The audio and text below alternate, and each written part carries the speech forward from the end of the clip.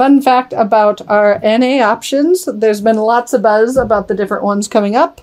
And one of them that had lots and lots of jokes available surrounding it was White Claw. But what we want to emphasize in here is what they did special, allegedly, is they recreated the alcohol taste. So it's not just expensive seltzer water.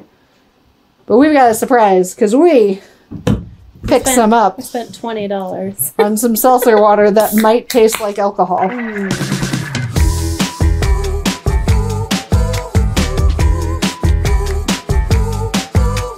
Welcome back to the Body by Beer podcast. It is a beautifully chilly day. Other words, it's not beautiful at all. It's freaking cold. It's a beautiful Unless day. You're a monster like my best friend Liz here, who loves the cold. The sub-temperature, the better. The subber of the temperature, the better. Yeah, the more sub-zero of the temperature, the better. Monster. Especially when it's snowing. Even better. Yeah, and especially when it's like windy. And it's terrible. Get out of here. Get out of here, you monster. It is frigid. Well, that's why you wear a turtleneck. Fair. And a hat over your hat. That's right. That is fair. Yeah, here we are. We're giving you another episode. Jump in. It's your turn. I did my stream. No, I gotta do the thing. Yeah. Oh, okay.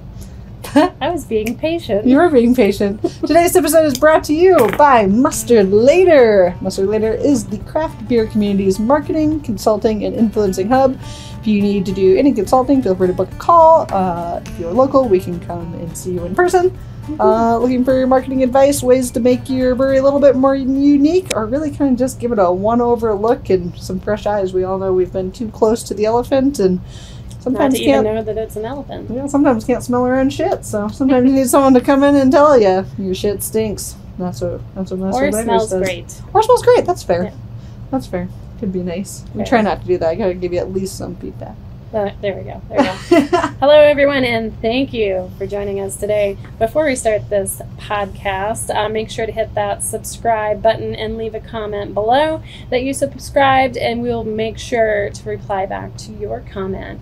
You can catch a new episode of the Body by Beer podcast every Wednesday on your favorite podcast listening or viewing platform, Spotify, Apple Podcasts, YouTube, you name it. And please, if you haven't already, do rate and leave a review of the podcast. It really helps us grow and reach a wider audience. Kind of appease that algorithm, you know? That's right. It's all about algae. Yeah. I mean, it's you guys first, and then it's the algorithm, so we can get in front of more of yous that like our stuff. So I like that. I like how you said that. Thank you. On today's episode, we're discussing innovation and diversification. You didn't think you'd be able to say that, did you? I was hoping for a trip. And brewery operations during the slower month.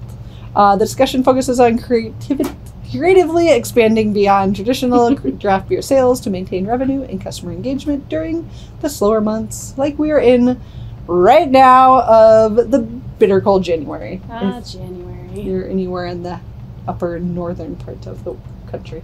Yeah, they're a little bit colder. A little bit colder. Yeah. But we still, wind chills are at like minus 18 today. So there is that. But like I said, a beautiful day. The snow is falling. So it's not that cold. It's still snowing. Yep, my dad's up in the South Dakotas as well, is both of our families. And I got a message that it was negative like 39 with the wind chill. Yeah, it's pretty cool. Yeah, and it was like negative 20 with like negative 30. And I was like, all right, well, I'm not going to complain about our negative 10. You really can't. But once you get that cold, it's just all cold. Doesn't matter. Yeah, just everything either stay freezes. inside or dress appropriately and, make it quick out there. You don't want to stay out there too long. Yeah. Especially if you got puppy dogs, because their little feet get cold. Oh, yeah, Draken barely made it to pee, and she was holding her little footsie up. Yeah. So sensitive. Yes, all princesses. Right. Yeah. All right. So overall, we are going to be discussing a proactive and creative approach to overcoming the challenges of seasonal fluctuations. Contagious, I see. I don't need that tongue twister. So seasonal fluctuations in the brewery business. We are going to be emphasizing the importance of adapting and finding new ways to engage and satisfy your customers. Satisfy your customers. Not in that way. Make sure to check out our Sipisode 2 that highlights the importance of holiday events, prioritization, and also Sipisode 4 where we discuss analyzing your customer data and knowing your audience. Links to each episode are included in the description. They're good places to start, kind of trying to bring all of this in together, focusing on hot topics of the current months. So That's right. But first, we're going to jump into Ale Academy. Yeah. The Ale Academy Beer 101. That's right. It's brought to you by our affiliate partner, the Microbrewed Beer of the Month Club. They drink a lot of bad beer, so you don't have to. And they're proud of their selection that they've archived online with tasting notes for every beer that they've ever featured. As we've said before, it's a great opportunity if you're new into the beer space to try out what should be good quality beers, take off some of the stress, and try out different styles, right? Mm-hmm. You don't have to go look at the make your own 6-pack and see 100 different beers and feel overwhelmed. Instead, let them do it for you and start learning more about the beer world and what tantalizes your taste buds. Ooh, that's right. That's right. Make sure to click the link at the very bottom of the description to get your order in today if you would like. Yeah. Just a heads up, while the Microbrewed Beer of the Month Club didn't pay us to say this, we do have that affiliate link. Yep. So the more you click on it, the more you subscribe, the more we get a kickback for that, and the more awesome shows we get to keep bringing to you. Yeah, so it's a great way to support us. Yeah, exactly. Yeah. It's really a good way you can get some beer and support us on our journey of giving you awesome information. That's right. That's right. So Liz, how does innovation and diversification in the brewery operations during the slower months fit into the world of new beer comers? Sure. Let me explain a little bit and talk you through how we'll go about that. It's really easy. It's inclusive, right? And educational, and it appeals to a wider audience. Oh, what could it be? I feel like it's like I was going to say a Blue's Clues episode, but then you're just going to make a parent joke at me again. Yeah, what is it? You know how she has a 1-year-old, All right, so what is it? Well, today we're going to talk about something really exciting and educational, and that is ordering beer flights at a brewery, especially if you're doing Damp January, right? It's a fantastic way to explore the world of beer with an adventurous mentality while being responsible and mindful. Yeah, like I mean, a lot of flights are going to equal out to approximately a pint worth of beer. Mm-hmm. So instead of just trying 1 pint or tantalizing yourself, I don't know, I'm stuck at tantalizing. It's a great word. Teasing yourself with like 4 pints to try 4 different beers. Instead, you could damp it up and try 4 little tasters in your flight and definitely have a little bit less beer, but still explore what the brewery has to offer. So it's kind of nice. Absolutely. They're not just about tasting the different beers, though. They're an educational experience. They allow you to sample a wide variety of styles in one sitting. It's a mini tour of what the brewery is offering, and if you're struggling to find that unique experience at a brewery, this is a great way to find that experience. Yeah, absolutely. Yeah. You're not just having the same IPA, but you're having the brewery's IPAs, but you're having that brewery's IPA. That you can start identifying unique characteristics and qualities of beers and the different tastes. A good way to do flights, going along this line of the IPAs, is going to be if you're trying to get into IPAs, don't necessarily know the hop difference or the flavor difference. Mm-hmm. Talk with the bartender. Yep. Start getting a flight of maybe just all IPAs, right? And then having the notes. Usually they have access to kind of tell you which hops are in it and the different styles. So if it's a hazy, or is it a New England, or is it a juicy, or is it a West Coast? There's all these different styles. So you can start doing them side by side to really help start understanding the differences between these different beers.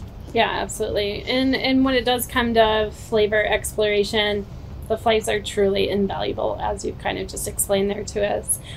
You get to taste and compare those different and unique flavors, like she said, side by side, but not just the flavor, the aroma, and the mouthfeel of that as well. It really helps in developing that more refined palate. Yeah. That is, if that's what you're looking to do, right? Yeah. Learn something new.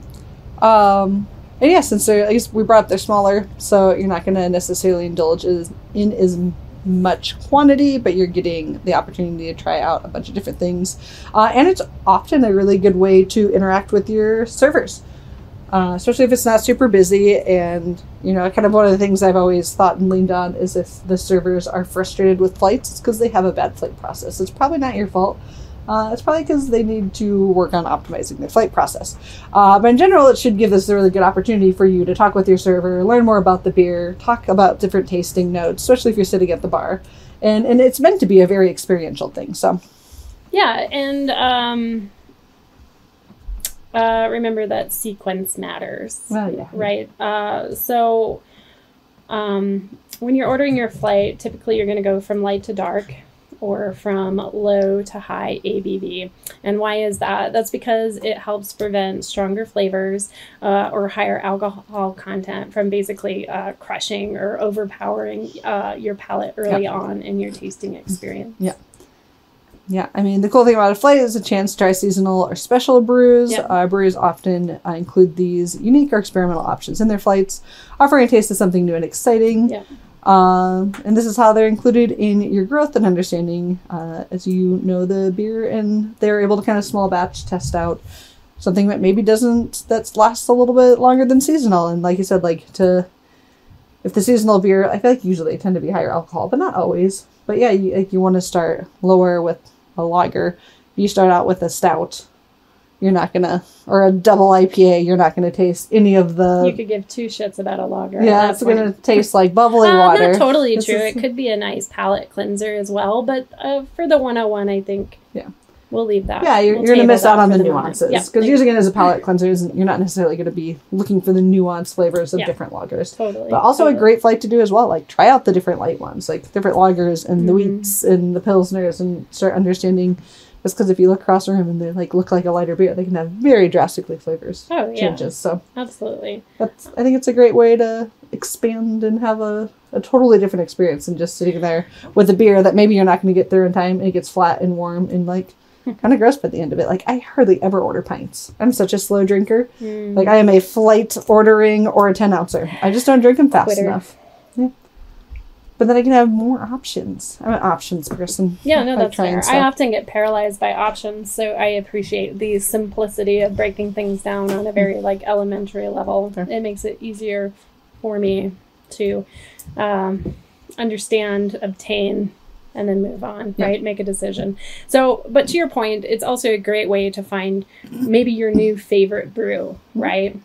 So you're having all these samples. You're like, oh my God, that's my new favorite brew. So sampling a range of beers really leads to some amazing discoveries. Oh my God. Oh my God.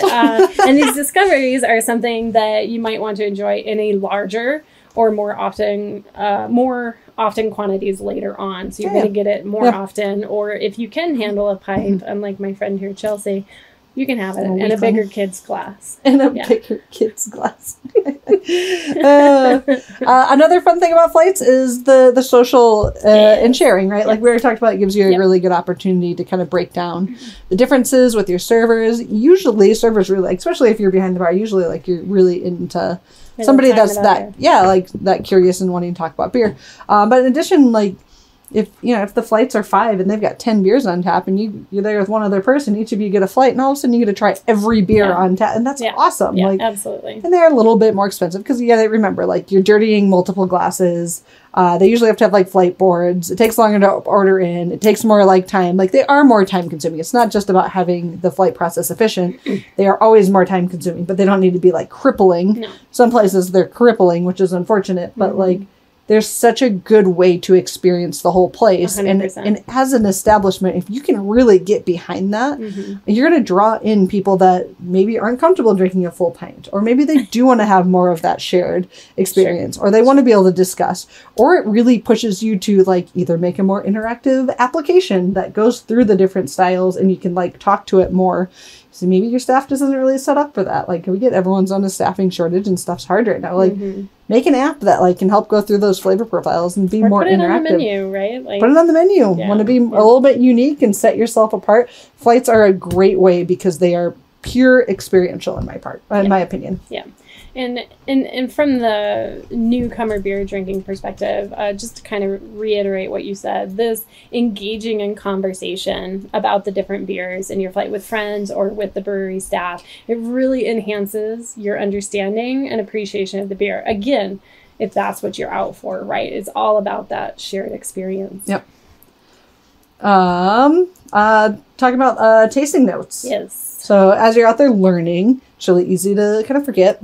That's where there's apps like when I'm drinking. Untapped that are a great way to start documenting very easily in one spot of like, these are the beers I like. These are the notes I like it. These are the things like, so you can kind of start making note of that.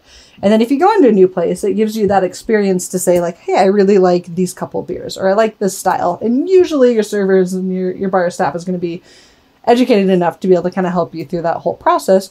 Or you can go old school. You can write it down. Write that down and have a little journal. There's lots of people that come into journal. I know we laugh about it, but it was pretty common to see people come in with a journal and they'd write their little notes. And one of my favorite experiences, one of our regulars, she had a little notebook that she had shared with me on one of my last days. Oh, and fun. I was like, this is the coolest thing. Like, I mean, we talk about beer, right? But when you actually get to read someone's writing, right, you're like reading into their journal, like reading into their thoughts. And it was a really cool. I was so happy that she had shared that with That's me. super cool. Yeah, super, super duper cool. Super cool. So yeah, I mean, like, I guess at the end of the day, like, don't be ashamed. It is not No. uncommon. You don't have to use the Also, who apps. cares? Yeah, exactly. Just come in, write it down, have some fun with it. Like, there'll be something fun that you read over later on. Yeah. And like, it's a cool experience. Yeah.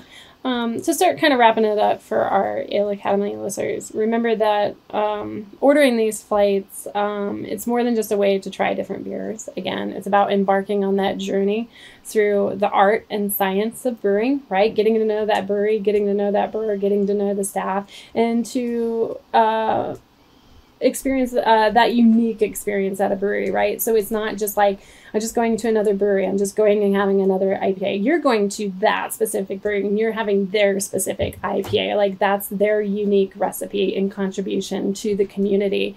And learning more about that really is your way to get that unique experience. Yeah. So maybe they don't have events going on that tickle your fancy. Yeah, thank you. Like, that's a great way to say it. But what you can do independently, right, to be autonomous in creating that unique experience is, well, get to know the brewer by tasting, the recipes that they have to offer. Get to know the staff by talking about them, about the recipes that they have to offer, right? And like, if that's something that they're looking for, it's a great way to get in with the community and create that experience. Yeah, I mean, even with the brewery aspect, what I like about that is the names. Oh, yes. A lot of times, like, the beer names, like, have, like, some kind of hidden little backstory, and not every, like, brewery is great about, like, sharing what those all mean. But if you have no idea the reference, then you're kind of just missing out on potentially some, I want to call them inside joke, but they're more just, like, puns or creative names that, they're muse, right? Yeah. And, like, I feel like brewers love coming up with that crafty, witty name that just perfectly, like, encompasses that beer and the style. So you start learning more of those, and that in itself makes it a different experience and a lot more fun. Absolutely. So the next time you're at your favorite brewery, a new brewery, consider getting a flight, right? Maybe you haven't tried all the seasonals, or maybe you haven't tried the menu at all, right? It's educational, it's fun, and it's a great way to appreciate the diverse world of craft beer. Did we ever do a little video on, like, how to order a flight? I don't remember if it was. Well, we kind of talked about it: light to dark, low ABV to high ABV. Yeah. Okay. I remember a while ago we talked about doing, like, etiquette. I wrote a blog. Is that what it was? Yeah. The etiquette of it. Yeah. Oh, well, if you want to learn more about that, check out the blog. It's a good one. It's called The Condiment Connection. Yeah. Yeah. That was a good one. Anyway, we can drop the link in the details if you're interested in that as well. But we'll be bringing more of those onto the podcast as well, right? Because guess what?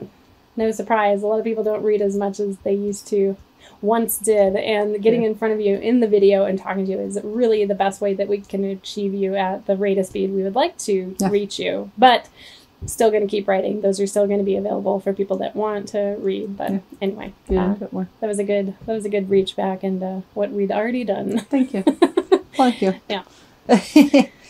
Awesome. Well, good news there. And we're going to jump into with our music dance. Should we do, because we're doing music now in between? Is it snapping? It's time for brew news! Who's brew news? Is Remy going to come running? She might. Brew news! This segment is dedicated to bringing you the latest in craft beer news, focusing on local highlights and industry-wide trends. We have handpicked, plucked them out of the internets, and they're focusing on local highlights here to the Denver area specifically and beyond, not just in Colorado either, but also the most buzzworthy articles of the past week, ensuring that you stay informed and engage with what's happening in the world of craft beer. Yes. So, fun fact about our NA options, there's been lots of buzz about the different ones coming up. And one of them that had lots and lots of jokes available surrounding it was White Claw, but what we want to emphasize in here is what they did special, allegedly, is they recreated the alcohol taste. So it's not just expensive seltzer water, but we've got a surprise, because we picked some up. I spent $20 on some seltzer water that might taste like alcohol. And we're going to let you know. We also may have done it a disservice by having the heater on back here. If it has any extra boozy taste to it. Cheers. I went with black cherry. Yeah, I've got the mango. And I joke on the White Claws, but I do drink them at volleyball. It does kind of have the little zing at the end. Yeah. It's like sweeter, though. I also did myself a disservice by drinking a double dry hop Citra hop water. We did not plate it's well. Very, that one. This is good. Let me try yours. So it does taste like a White Claw.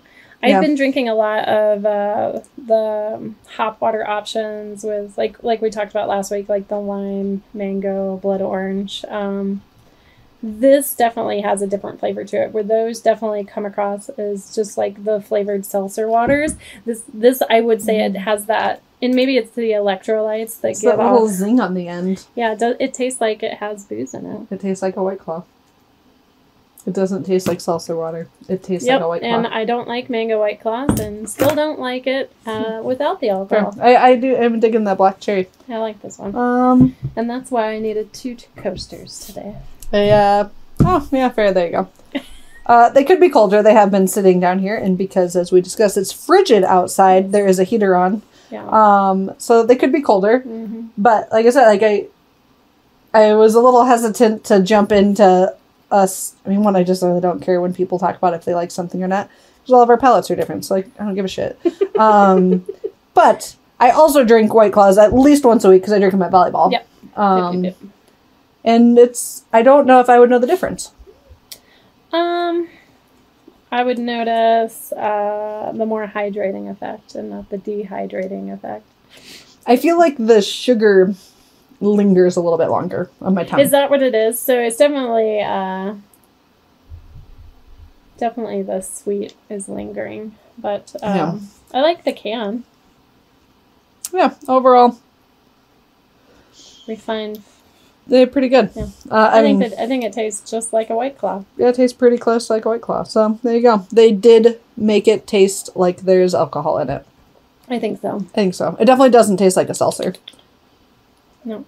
It has that extra little zing. So should have brought down like a LaCroix or something. That could have been it definitely doesn't have the carbonation to match a LaCroix. I think that's lacking too. But I need to try it cold again. Because a lower usually they're really cold. Carbonation. So anyways, there you have it.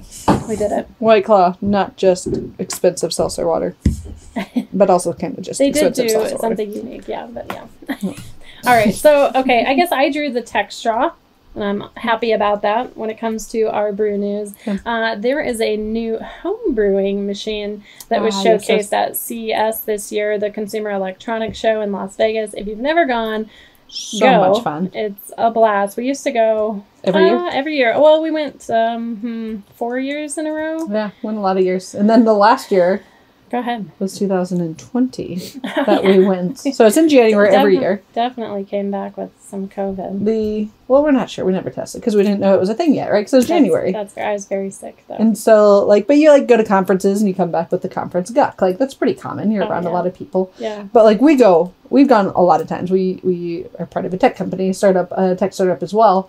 And so we go and we check out all the new shit that's going on, and it's a ton of fun. And it's just a great experience. It's a blast. And it's like crammed packed, like insanely full. Like you can't get on do they call it tarmac? What's the shuttle in Vegas? The train? MX? Yeah, the train. They have some name for it. Whatever it is. It's like, you can sometimes wait 20, 30 minutes to get on there, and people are just crammed. Yeah.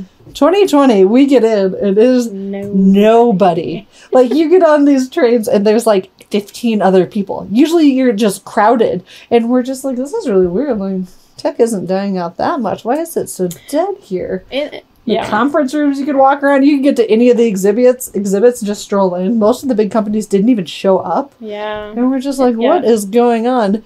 So they knew before we knew that COVID was a thing. Yeah.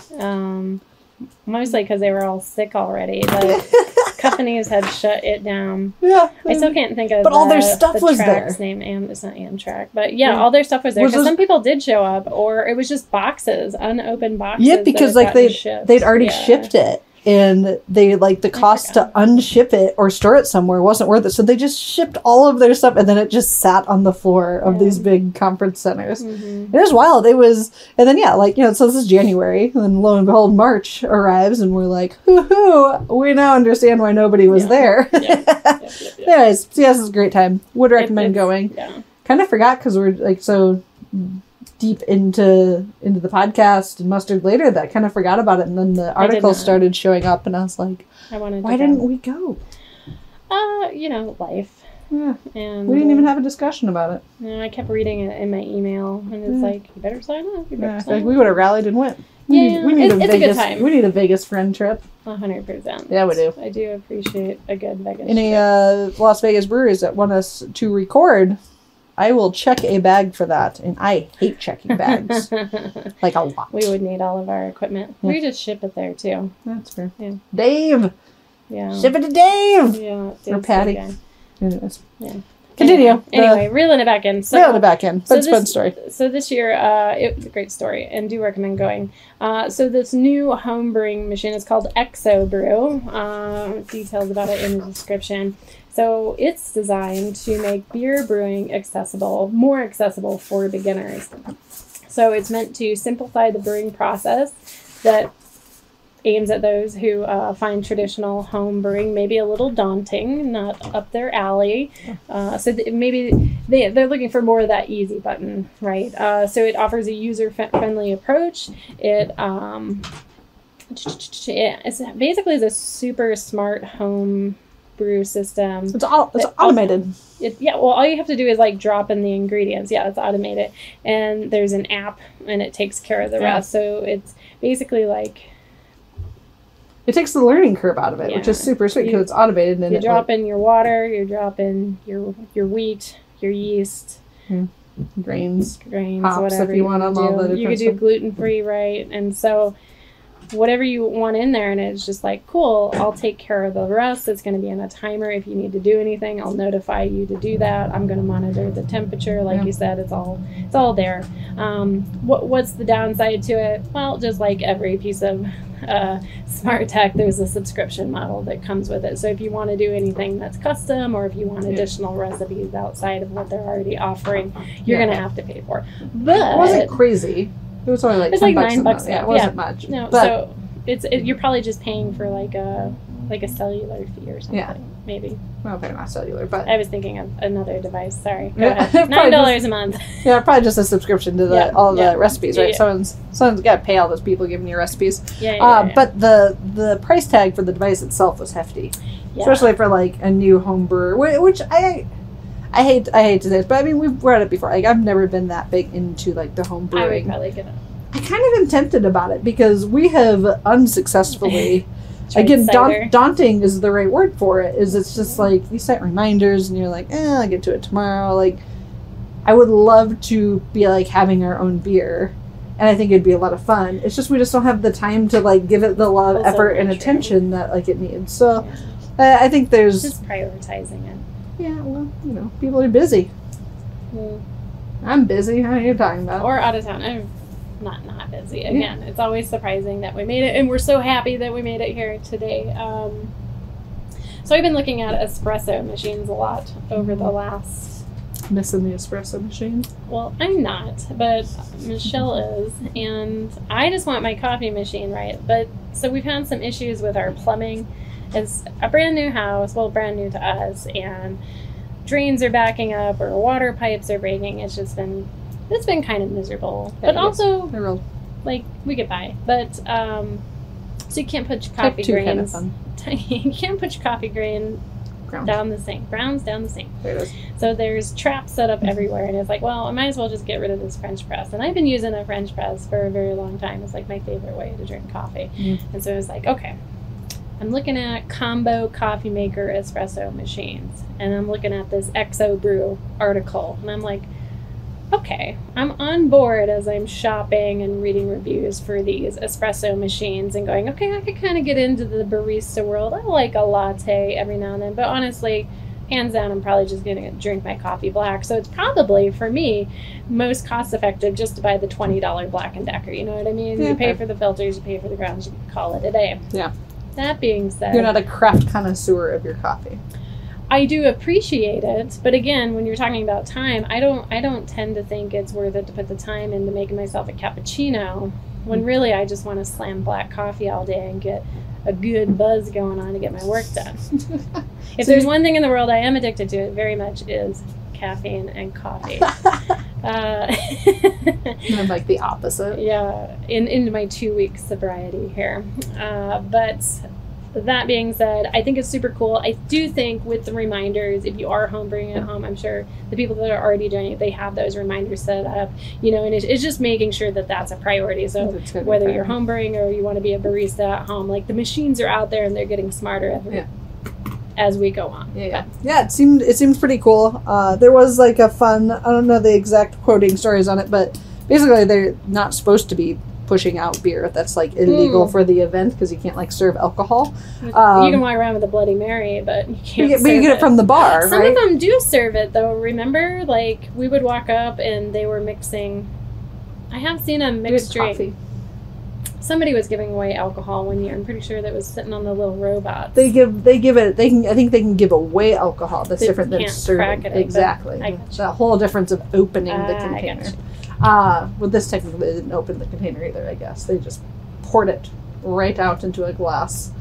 But anyways, somebody grabbed it. Yeah, and lots of people were drinking it. And so the article I saw, they were like, I got the last beer from this machine before CES shut it down. The CES police shut it down. I didn't hear if it was any good, but I did read the article. It's supposed to be pretty decent and give you a lot better variety of different styles that maybe are more complex that you wouldn't get into as like your first 2-3 times brewing. Yeah. And so it really just kind of removes the learning curve, and love or hate it for it. Like, I think it's cool. I think it's cool. I do. I'm all about like, again, simplify it, make it as elementary and basic as possible as you can. And then if you really want to get passionate and go out on your own, then you probably would, because you're like, okay, I can get to that point because I've seen the ease of it. Yeah, so I guess like an example case I would put up as an example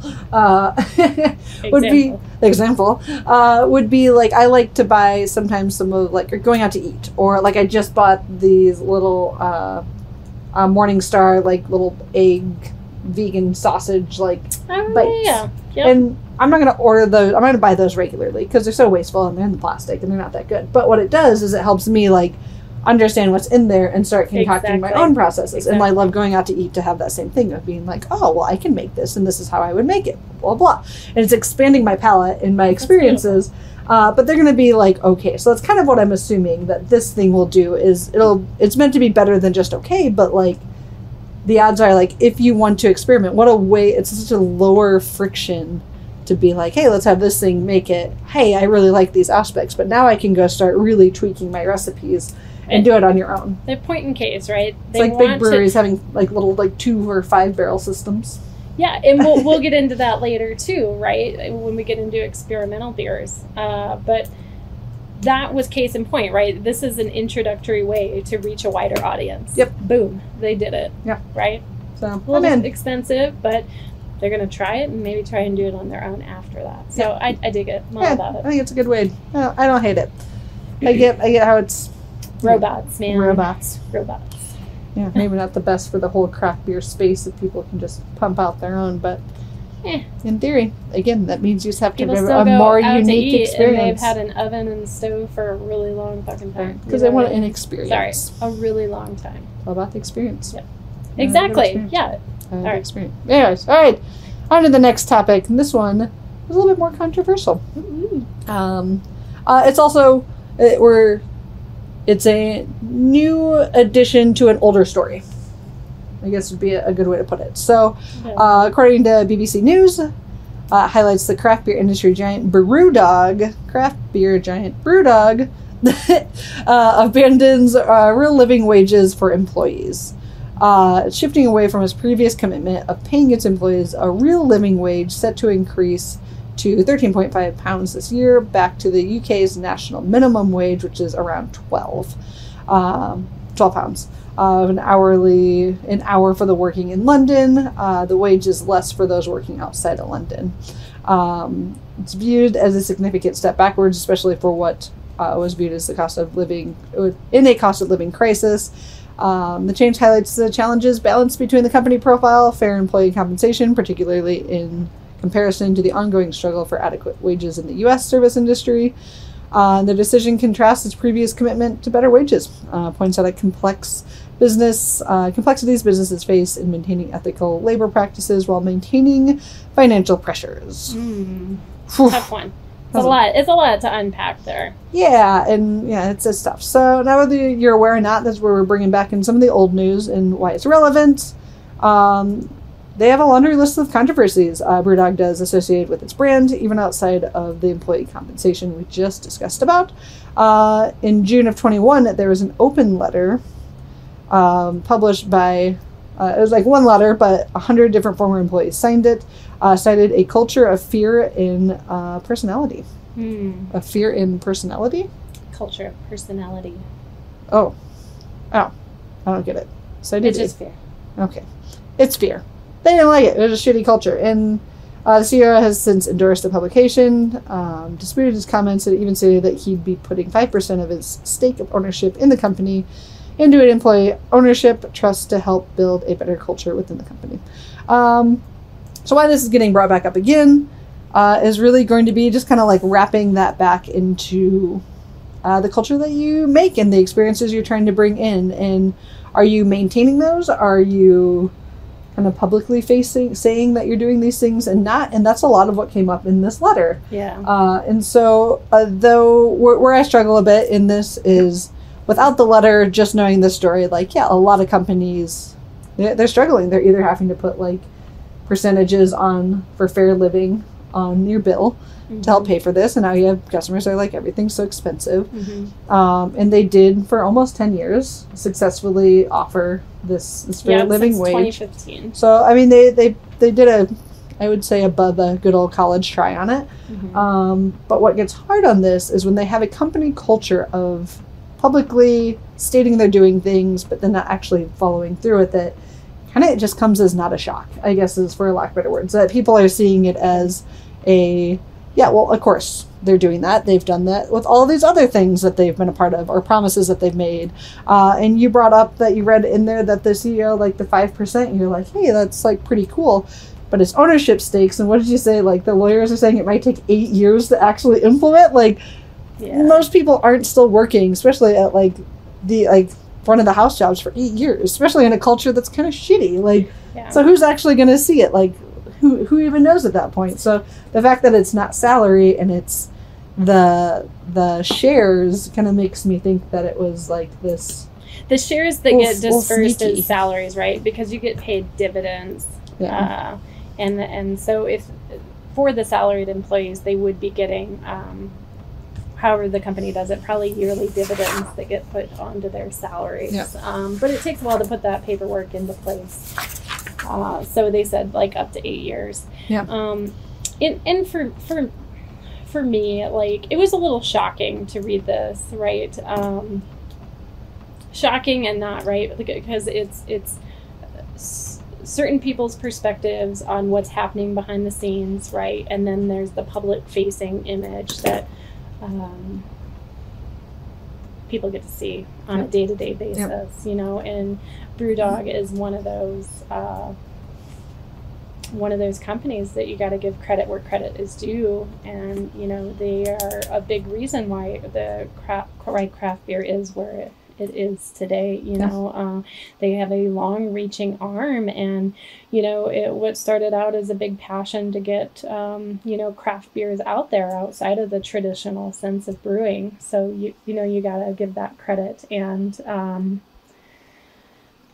so it's hard to read things like this open letter that the employees put out on the internet. And you know, this is over 2 years old that this came out, and it's getting brought back up again because now they're on the contrary, right, they're lowering their wages because they say they netted like a $24 million loss, and so they got to cut costs somewhere. And so like, maybe like if we saw the whole budget, you would assume like cutting your employee wages is one of the last costs that you would be cutting. And we don't know that. You just don't know. Yeah, was that the first thing they cut? Then I think it really points back to this shitty culture. But was it the last? I don't know. Like, so I guess like we're trying to approach this, and like there's a lot of emotion around this story, and it's, as you said, like they're this iconic brewery that paved the way and opened so many doors, and then it's kind of like, it's like that, like you don't want to meet your idol kind of statement, because then they just kind of like shit on you, and you're like, man, they suck, and that's kind of how it feels. For sure, but that's how it feels. And that's how it feels. And you know, we also talked about that's 100 breweries out of how many thousands that they've had, but still employees. Like 100 employees. There's still, that's a lot of people, and it's hard to not at least believe some of it's true when it's kind of there's a lot of cultural issues that are common amongst a lot of other breweries. And so you're kind of like, yeah, well, I'm sure that is part of it. I would love to like have they like ramped it up, because I was really excited to go to the Denver one. Yeah. And to give a little bit more context, basically this letter sums up, and basically the idea for BrewDog was to grow at all costs necessary, to which they grew, and they've been really successful. But it basically ends with they grew at whatever costs necessary on the back of you know, other people's dreams. You know, so that's a really, and I'm paraphrasing, right? But it's a really hard sentence to swallow when you go, what prevails? Is it the good in people, or is it power and greed that causes people to prevail? But we just don't know the full story, but it does hit the heart a little bit. I was also excited to go and be supportive and check out something that's been around for a really long time, and it's a hell of a lot easier to drive to Rhino than it is to get to Scotland. So, but, not as much fun though. Sorry, Rhino. So we'll see, right? You know, we'll see where it goes. Yeah, and we'll probably circle back to it, I'm sure. There's like a bigger discussion with it too, right? Like outside of them having this reputation, and again, this was over 2 years ago. Like they might have really fixed up a lot of stuff. They may have. So we're not trying to like just bring up old wounds and start the controversy, stirring the pot, they might say. It was just newer news for us. Like we didn't know. So figured some other people might not know it, or are not understanding why like this. Or maybe want to this story is so big when it's like, well, yeah, everyone's cutting wages because like no one's making any money, and like it's a hard world out there right now for businesses. So like I can get why maybe people are a little like shocked that it's such a big thing, but I do think it really does bring up that bigger problem of you know, but financial issues that are happening right now. Yeah. And you had a great story about talking to someone at volleyball that they're like, yeah, don't go because breweries just are all kind of like the same now. Oh my god, that was like a slap to the face. Yeah. You know, like it made me sad. Yeah, they're like, oh, the beer's kind of the same, it's overpriced, the atmosphere is the same, blah, blah, blah, blah, blah. And really what that points down to is what we have been saying over and over. It's people want an experience, they want something unique. And not trying to push on people. Like it is a very dominant industry going in with a certain group of people. And it's not necessarily your fault that like it has kind of gotten washed and is kind of lacking some originality. But this is why it's important to focus on diversitizing. And being more inclusive and having a unique experience and a unique community to come to, because if it's not unique, and a lot of them aren't that unique anymore, you're just not going to prevail. Like it's just too competitive. It's not just about the metal. Yeah. And it's not just about the beer either. Exactly. Like there's a lot of good beer out there at this point. Like There just is. Like, there's a lot of really good beer, so it just isn't just about the beer anymore. Yeah. You really have to create that experience, really and part of the way you're going to get there is with your employees, and your employees have to be happy, and they got to believe in your passion. Or honestly, I feel like you can tell the clientele that comes into a place where the staff is not happy, or they don't believe in the mission of what the place is doing. Like, it just changes. It really does. And those are places that I've gone into, and I'm like, ooh, I don't want to be here. Like, this isn't great. No matter if the beer is the best beer you could buy, I don't give a shit. If the environment's off, it's just like being around people that make you a better person, or they, have the same beliefs. You're not going to hang out with people that, bring you down. You hang around people that bring you up and make you a better person, right? Third rule to life, and top 5 things anyone has ever said to me: never take advice from anyone you wouldn't trade places with. Yep.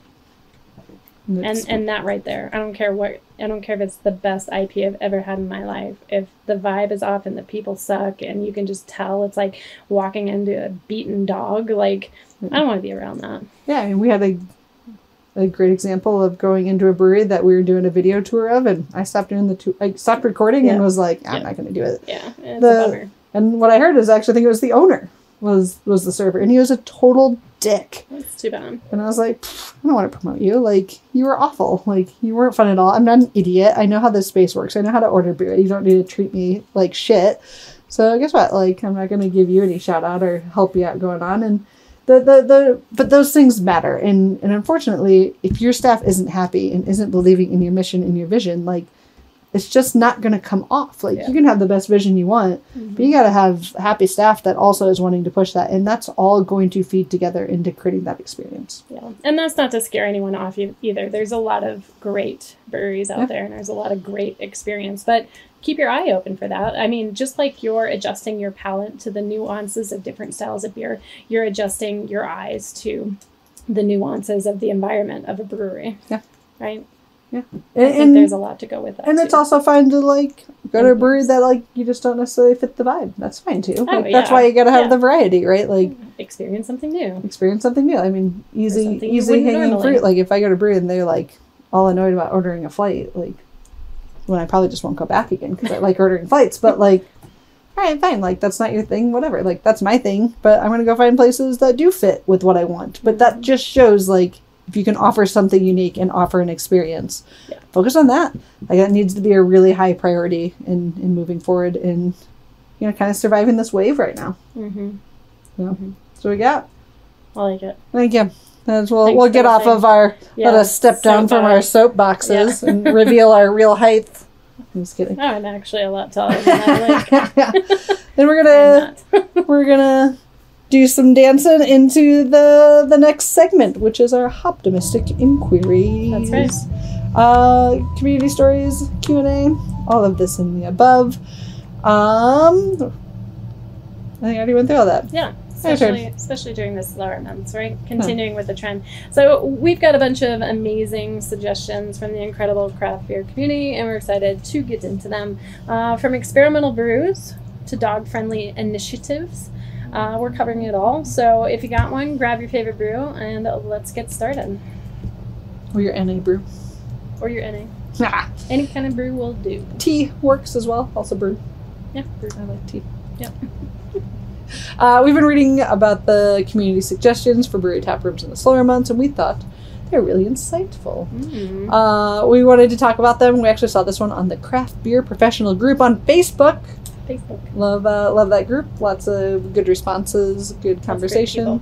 It's where craft beer professionals go to get industry advice. One of our favorite suggestions from this particular topic was the small batch experimental brews. Only making 5 to 10 gallons, sometimes getting really wild with the flavor profiles, and a great way to experiment with the flavors without like making this huge commitment. Or you might find these crazy experimental brews like people want to have back. That's right. Whoa. I love that. So brewers know it's like having a mini science lab in the brewery, right? And the best part, customers get to be a part of this experimental journey with them. What do they like? What do they not like? It's not just about trying new beers. It's about being part of the creation process, right? That's the unique experience. There's nothing more inclusive for your community than allowing customers to be a part of your creation process. Yeah. I mean, how many breweries have you been to that have like a little note or like a QR code where you can be like, this is the type of beer that I would like to see? Not often. I don't think I could think of a single one. I was like, if we owned a brewery. If we owned a brewery, we would. Be like, you're too open. No, I'm not. We're going to make it in our new automated CES craft beer maker. Exo Brew. But yeah, it's low-hanging fruit. I mean, I think it's an easy way to get the community involved. Then you can throw it out on your social medias, let people vote on them. Holy crap, now you're getting people involved even more. Whew, man. Some people are like, well, I don't want them to be involved. Well, that's your choice, too. That is your choice. Another one that we read about that was a little bit more unique, and we have seen it a couple times, is dog treats. Yes, I love that. Using those grains. For our puppy friends. Make it for your puppy friend. Now, you probably have to be a dog-friendly brewery for this. Like, you don't have to be, because people can take it home. Probably going to do better. Yeah. I mean, you could, like, set it up with, like, hey, you had to leave your dog at home. Like, give them a treat so they, like, are happy to see you again, you know? Like, you can kind of guilt people into that, and that's fine. Yeah. It's still fun. Like, I still like seeing it. And they're great gifts. The other piece, though, is it's making the atmosphere of that you are dog-friendly. So that's why it's kind of hard to not be dog-friendly, because it kind of gives off the vibe of being dog-friendly. True. So, I'm not saying you can't do it, but I think it's a really good opportunity for people that are dog friendly, and there's not like a ton of regulations around like dog treats and stuff, and honestly most people you could probably have someone on your staff take home the grains and bake it themselves. Yeah, fair. Right? Well, it's not like that hard. You add some flour and your little dog bone cookie cutter and bake them up. Well, there you go. We can go get some spent grain and start making some puppy treats. That's fun. And it's good for recycling, right? Yeah, it's good upcycle. Yeah. And you can host events with it too. Yep. Yeah, it's great little treats and little rewards to give people. Love it. Yeah. I love that. It adds the additional dimension to the term community. So we've also been talking a lot about offering non-alcoholic products like hop waters, non-alcoholic beers, sodas, seltzers, all the world. Yeah. And one person brought up that they bring in ice cream and have the option of ice cream floats for their customers. Definitely appeals to the families, right? If you've got a lot of families in the area, what a great way to be like, here's a float and I'm going to have a stout or whatever. Great on a hot day. Great if you're like kind of like have that lingering winter stout you got to get rid of. Yeah. Good way to use it that way. Great way to not have to buy a slushie machine. Oh yeah. Now I know there's like some rules around like food and if you can have it, but I don't know where you're at and how to navigate all that. But those are things to consider and look up based on your region. Yeah. But it's fun. It's just something a little bit different. You could even do like an ice cream and beer pairing. Oh my god! Get like brilliant root beer. You could get beer float flights. I feel like somebody did that. A float flight. A float. Beer float flight. Float flight. I love that actually. Thank you. And kind of want a beer float, but next month. Float flight. Maybe for my birthday. Different which ice is creams. not next month, but that's fair. Different ice creams. But yeah, it's just kind of saying you got something here for everyone. Another good revenue generator is mug clubs. Yes. Now, mind you, you do have to promote them. You need to know your staff knows the rules and regulations. I would also highly recommend, especially if you're going to do a limited time, because usually mug clubs renew annually. So do it like over a month, so that way everyone renews at the same month. You don't have to try to track all that crap long run, because that's exhausting. So do it over a month. And then reward your staff. Almost every system, people log in and you can like track who sold the most. Yeah. And give them some like $50, $100 gift card to someplace. Like Amazon card, grocery card, little Visa card you can take anywhere. But like make your staff included and make them excited about it. And a lot of times people really dig challenges. And I know it's silly and it seems small, but like the amount of revenue you're going to generate and how people just feel the buzz and excitement when things are like that are going on. Yeah. So like who cares about the $100? You're gonna make it back.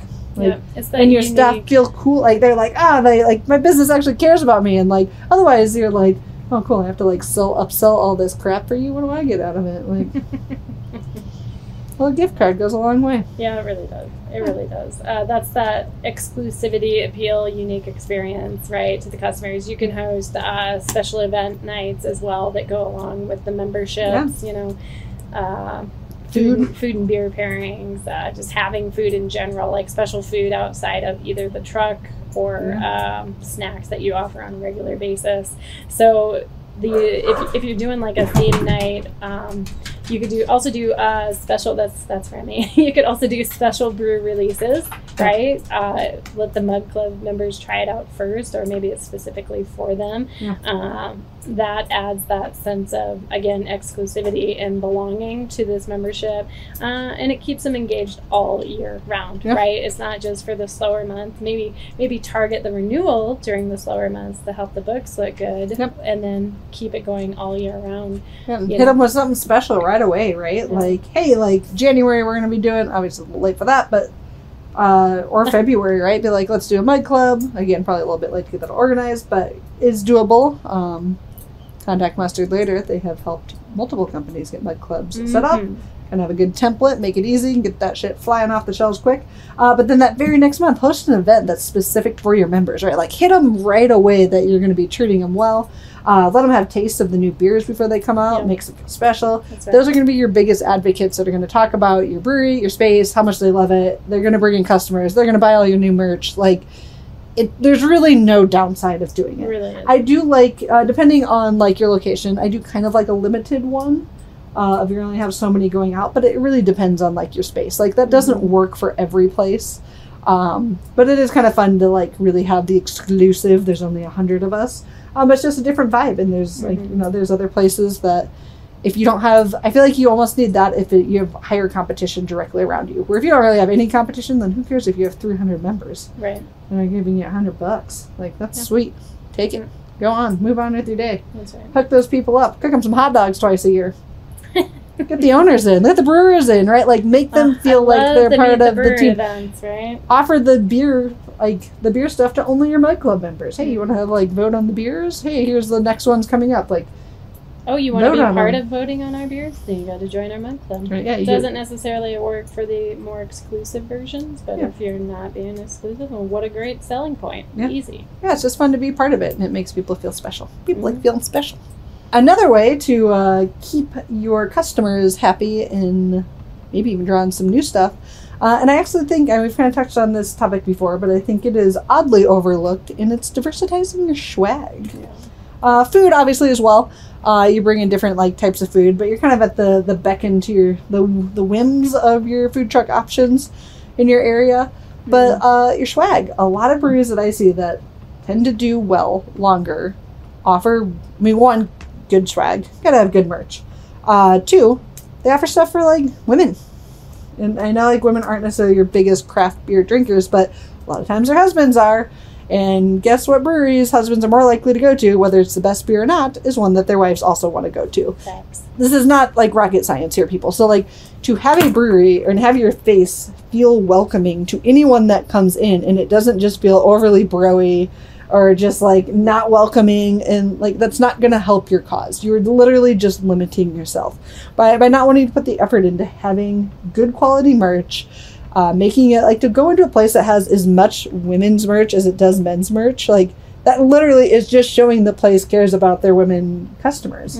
Like, and it's that simple. If you have 2 guy shirts, have 2 chick shirts. Like that's all we're asking, and it's a really simple way to like help be more welcoming. And then you throw in like different beer styles that are more appealing, and you can go on your stereotypes or not, but women often tend to like sours or wheats or fruited beers. And not saying guys don't. Like, I freaking love a sour though, but like so do a lot of guys. Like, it's not meant to be like a chick beer.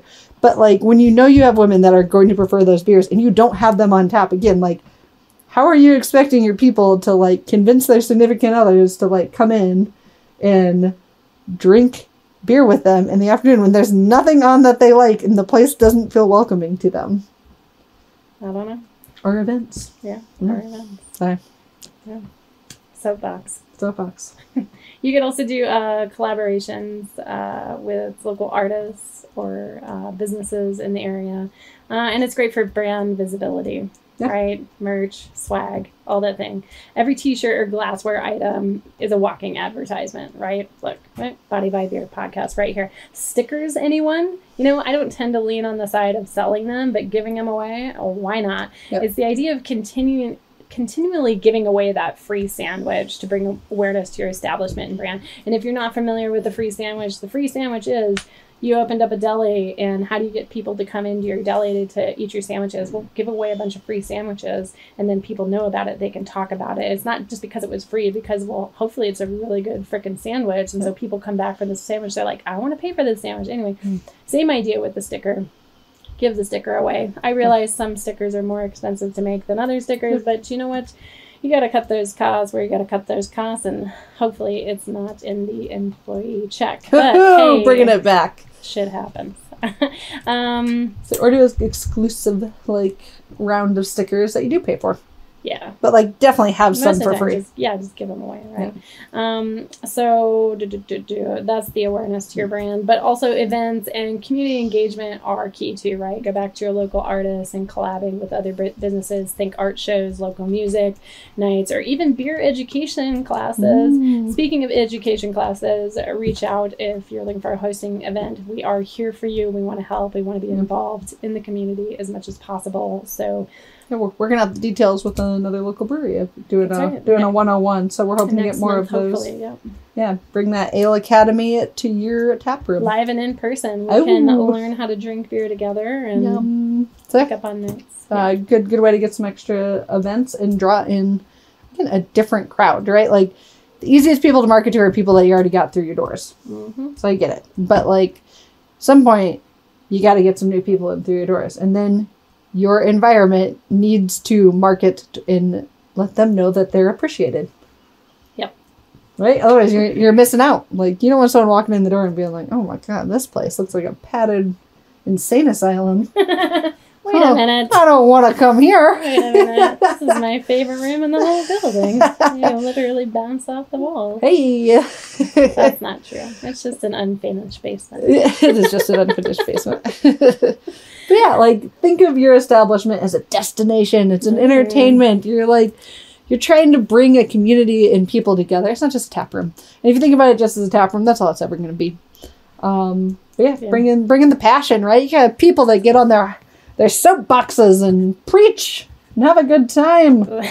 That's right. And growing is about innovation, right? So you don't just have to sell, but just having an open door, right? That's part about the innovation, inclusivity, and community. So your brewery and tap room are not just in the business of brewing beer, you're in the business of creating experiences. Yep. And that's having a diverse group of people. Absolutely. And different passions, right? You have your brewers that are supposed to be really passionate about beer.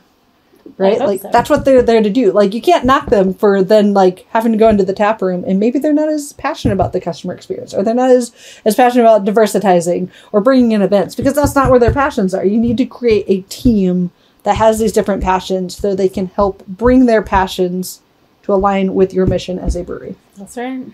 That's right. Beautiful. Boom! All right, that's all we got. Hopefully you gained some good information from our optimistic inquiries and some stuff you can take home. And as always, you can shoot us an email. Happy to help with any questions, do any consulting. Yeah, reach out. Yeah. Or host some events. We're pretty pumped about hitting this year off with some events, so we've got you covered. That's right. Dancing transition. Let's jump into the main feature of the Body by Beer podcast. Today we continue our conversation of the brewery business tips by diving deep into a topic that's close to our hearts and essential for both industry pros and craft beer enthusiasts alike. Merchandise. Did we just rant into our whole merchandise? Well, you did. Ah, shit. It's I thought she said she read it, but she's really just going with it. Just kidding. I gave so much feedback on this. We'll do it anyway, and we'll see how it looks at the end of it. This one's different. This is with the merch. It's on the merch tangent. It is the merch tangent. Yes, merch tangent.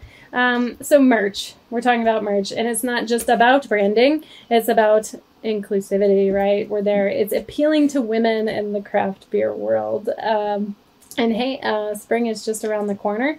After this cold front kind of gets kicked out of bed here, it's definitely time to get some samples in. Get some samples in. Don't be that brewery that orders stuff in last minute in a pinch, and then it comes in looking like crap. Like, order your samples. Don't be so rushed. Mustard Later, we've got a calendar. We'll shoot that shit over for free of when you should start ordering samples in for your different merch. Maybe we should just put that up online. I don't know how we would. Anyway. But yeah, so like it just gives you a timeline of like, hey, spring's coming. I need to order in some samples. So that way you can be ordering your spring merch in time to hit the spring bustle. Anytime you're in those like in between seasons, it's a great time for hoodies, especially like a little thin, like in the spring. But like what people do is it's sunny out and warm during the day, and then it gets chilly. That's right. And they don't have like the coats and stuff with them. So spring and fall is like perfect time to be selling sweatshirts. Yes, agree. It's an understanding, right? And proactive, right? Just getting ahead of the game. We've all got a calendar. Things come around every year. Things like spring and fall. Yeah. The best breweries out there know how to appeal to multiple groups of people. I'd love to hear from our listeners on how they talk about their customer base, right? Who are they? What do they like besides beer? What are they into? Where do they travel? Etc. Merch is a fantastic way to be a better listener to your customer base and welcoming to newcomers and members alike. Yeah, I love that. That's a great way to put that. Thank you. You know, like what kind of merch do you want to buy? What kind of merch does your customers love? What draws you to it? Do you like comfort? Do you like style? The message that it sends? You can support some of your favorite brews and breweries and everything this way. Like there's just a lot of cool aspects. And I think people get a little bit like pigeonholed into thinking just having a t-shirt or just having a sweatshirt. But you can get some really cool, fun merch that really speaks to your customers and can just hit on this whole different market. And it's not just women, right? It's appealing to everybody, and it's appealing to different groups of people. Like there's a lot of ways you can do that, and it doesn't just have to be with a t-shirt with your logo slapped on it, right? Like some of the brewery merches that I like the most is, it's not that you can't tell it's their brewery, but the visual display on it isn't just like the logo. Like it represents more. Like if you're in a big hiking area, having a shirt that represents hiking, and either your logo is on the little character or it's on the back. Like your logo can be there, but it's showing more of the community and focus on what your customers like. Maybe the big swimmers, like get some rash guards in, and like get some goggles or something. I don't know. There's some goofy hats. Hats are great. Big old like circle hats. Those are fantastic. Right? Yeah, it's a time, right? What are they into? Are you listening? Do you even know what they're into? Do you even care? Yeah, or do you? Well, I sure do hope that you care. But of that style, there's some trending fashions coming in, coming out, right? And we do our best to keep an eye on the latest trends coming in, coming out. And there's some really cool and comfortable stuff that's on the horizon. One of the big examples is one of the last breweries we worked with. We brought it up last episode. This episode 4 is this specific hat here. Steven is very environmental conscious, and he wants to do his part in reusing materials, reusing. And so the trash hats were... Makes perfect sense. So again, it's not just slapping your logo on a piece of material and calling it a day, right? It's like conscientious. Okay, what does that hat represent? And when I know that hat represents this recycle or environmentally conscious idea, cool. And it's got their logo on it. Even better. So many different levels. Or make a joke about it. What if it just said trash hat on it and then your logo was on the back? How many people are going to be like, why does your hat say trash hat? Well, let me tell you the story. There's a super cool brewery, right? Yeah. I love that. And we brought it up multiple times. Have fun with it. And the other thing I'm going to push again, when I said, like, you don't care, and you're like, well, I hope you care, but, like, I also think it's okay not to care. Again, that's why you're supposed to be getting this your team is supposed to be diverse and have different passions. Because if your passion isn't style, that's okay. That's totally fine to not give a shit about fashion and styles, but then, like, No, you need to bring somebody in to help round out your team, and that is their passion. And then let them do it. You know what also makes employees feel special and part of the team is giving them things to do to be part of the team other than just coming in and doing their day-to-day job. Like, it's just a great way to bring people in, and it's a great thing to think about while you're building your team. And then, honestly, it makes it a lot easier to do these livable wages because their opinions matter. They want to be there, and you're getting more out of them than just an employee that comes in, pours some beer, wipes the toilet at the end of the day, and goes home and doesn't really care about you, your mission, or anything. You're not making that extra money to be able to pay the livable wage off them because they don't care about what you're doing. Instead, try to get people that are going to get on their podiums and be excited and talk about the things, right? Like, if you had a bartender that designed your new merch line, you guarantee you they're going to be talking about it. Selling that shit out of that. And when your staff loves that bartender and their teammate, they're also going to be excited. They're going to be like, oh man, did you see the new merch? Fucking so-and-so designed those. That's going to be the story. And people get excited about that. And you can feel that energy. And long run, you're going to sell more, which means you can more easily have those fair livable wages. I love that. It's the reverse of write a letter and see if anybody gives a shit. It's the total opposite. Yeah. Right? It's inclusive. It's very inclusive. Make a team. That's hard. Yeah, and it is easy to overlook some certain perspectives. But that's what we're here for, right? We're here to talk about it and not just from a piece of paper, right? Get out in front and give a face to it, right? Merch is more than just about products, right? It could be the bartender behind the bar designing them. It could be the trash hat and the recycling that goes along with it. It's a statement about who you are and who you welcome. Yep. So. Exactly. I love that. Who you welcome. That's a great piece on that. If you're a brewery owner or manager looking to revamp your merch line or even just get started, then we've got that guide of when to start pre-ordering stuff in and kind of keeping an eye on what is trending. We're happy to help. Mustard Later is fantastic at that. Yep. Lucky for you, we do kind of care about fashion. That's the only reason we have such a loud, obnoxious shirt on, is because it's trending. And it's a sweet freaking shirt. It is sweet. Yeah. It's got a good touch to it. Yeah, it's comfy, it's cozy. Yeah, it's nice. I like it overall. We're super easy to find. If you're listening to this, you've already found us. So all you got to do is say hello in the comments, and we'll come quicker than Batman in the night when they flash the light. Wow. With a little beer logo in the sky. You come running. It's just foam falling. Excuse me, ma'am, you lost some foam. So you're middle of the night. No eyes bra, up here. You don't want that. We'll wait till morning and we've had some coffee. We'll wait till... Oh, yeah, that went well. Yeah, no, it did. We do have to give a shout out to the craft beer enthusiasts listening as well. We want to hear your thoughts too. Yeah. Right? What kind of merch excites you? Yeah, what's the favorite thing you've seen lately? Yeah, what's trending on what you're watching? You know what I mean? Yeah. We know what we know, but you only extend upon that knowledge. So, like I said, we're here for you. It's not just about how to drink beer and be a good beer drinking buddy, but it's how to look good doing it. Yeah. I mean, when you tell us what you like to buy, then we tell the breweries that you like to go to what to buy to sell to you, and now you just have more of what you like available. So it's really a win-win. So just imagine that. Yeah, it's just a circle of greatness happening there as long as you're part of it.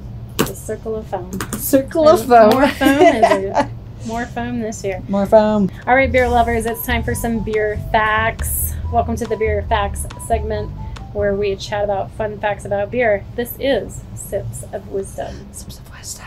I'm always excited to get into the Sips of Wisdom to share with you.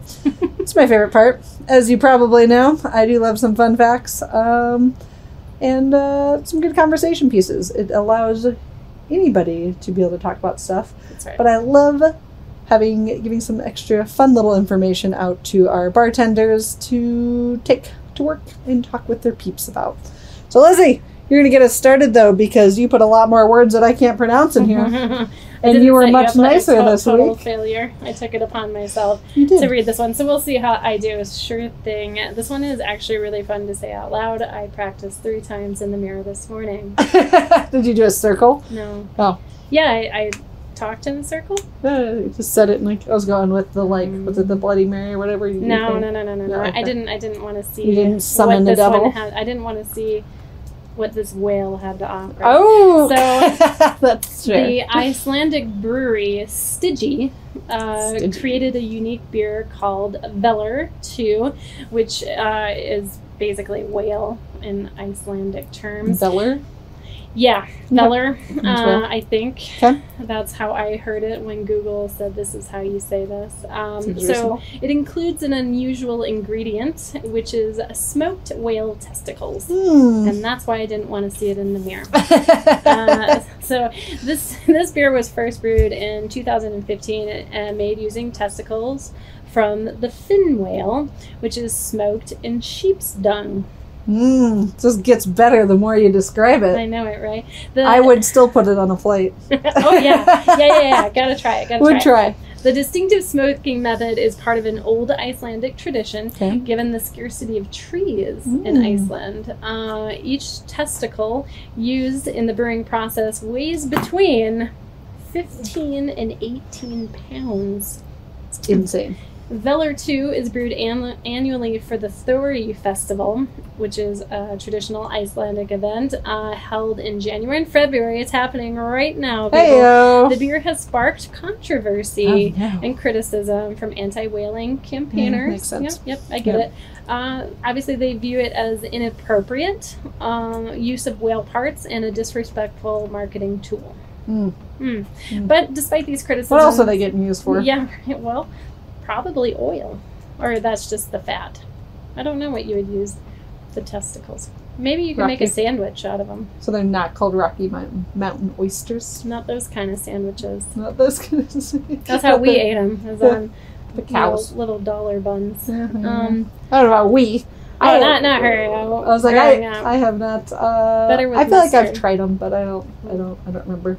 Not super my thing anymore.